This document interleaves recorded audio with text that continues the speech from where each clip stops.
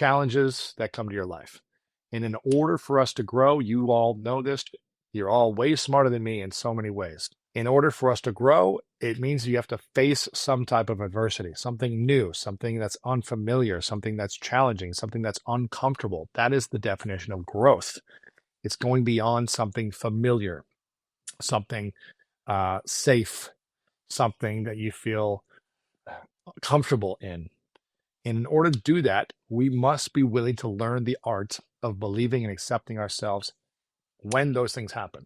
Because otherwise, they're going to come to us. We're going to be hit with it and say, this is uncomfortable. I don't like this. I don't like this feeling. Let me go back to familiar. Let me go back to safety. Let me go back to what I know is true to me. At least I've survived in this period. And I just know that all the good things that have come to me when I've gotten out of my comfort zone, when I've gotten out of insecurity and fear, when I've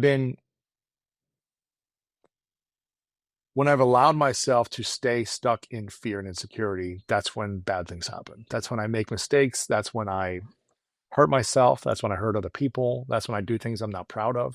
That's when I do things I'm ashamed of. And then I live with that shame and guilt for years and beat myself up. And then I beat myself up and I criticize and I do other things to mask the shame and guilt, to feel better about myself. Those things usually don't feel good when you do those things after a period of time. And so it becomes a cycle where you're living in the past shame and guilt, unforgiving to yourself, unable to heal that. And then you think and you put out a signal that is resentment, anger, frustration, unfairness, not enough, whatever it is, lack of forgiveness. And then you feel the feeling of shame and guilt and insecurity, and that cycle continues. And so this is all about learning to break that cycle, having the tools of breaking it consistently, and remembering your future self, which is something I love about Dr. Joe Dispenza. He talks about remember your future.